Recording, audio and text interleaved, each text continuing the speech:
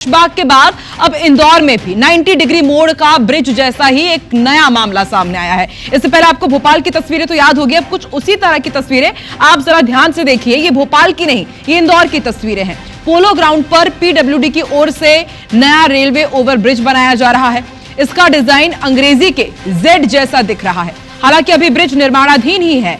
Bridge के design में 90 degree के 2 टर्न बनाए गए। देखिए, एक कदम और आगे बढ़ गया है इंदौर, क्योंकि नंबर 1 ये अब जिला है पूरे देश का, तो ऐसे में एक कदम और आगे बढ़ गया है।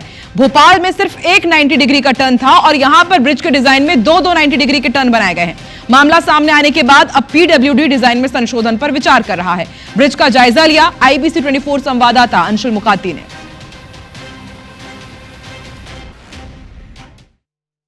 भोपाल के ऐशबाग के बाद अब इंदौर में भी एक ऐसा ब्रिज निकल करके सामने आया है जिसमें कि 90 डिग्री का मोड़ जो है वो दिया जा रहा है। भोपाल के ऐशबाग में 90 डिग्री का ब्रिज के चर्चे खत्म भी नहीं हुए थे और इंदौर में अब ऐसा ब्रिज सामने आ गया है। पोलो ग्राउंड पर पीडब्ल्यूडी रेलवे ओवरब्रिज बना रहा है जिसकी डिज़ाइन अंग्रेजी के अक्षर जेड जैसी है और इसमें एक नहीं 90 डिग्री जैसे 2 टर्न जो हैं वो बनने वाले हैं। ये ब्रिज पोलो ग्राउंड औद्योगिक क्षेत्र को MR4 से जोड़ रहा है। पहले 90 डिग्री का एंगल जो है वो लक्ष्मीबाई नगर से आ रहा है और दूसरा पोलो ग्राउंड की तरफ बढ़ रही भुजा जो है उसमें आ रहा है।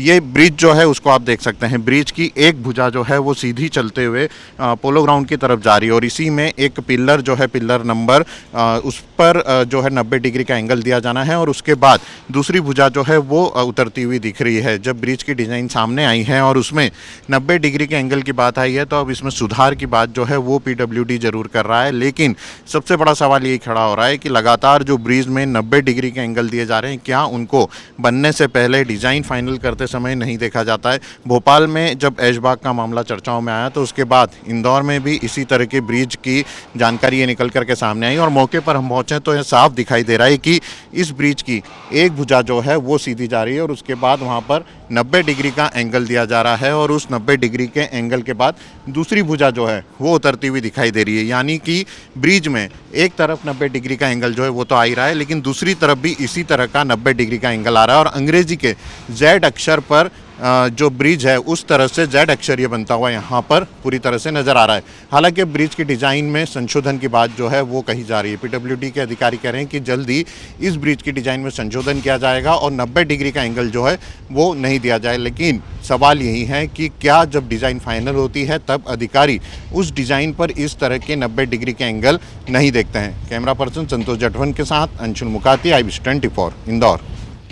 वाकई मध्य प्रदेश को गजब कहा जाता है और यहाँ के पीडब्ल्यूडी अधिकारी और भी अजब हैं। अब ये मोड़ न सिर्फ ट्रैफिक की रफ्तार पर असर डालेंगे बल्कि संभावित दुर्घटनाओं का खतरा भी बढ़ा रहे हैं।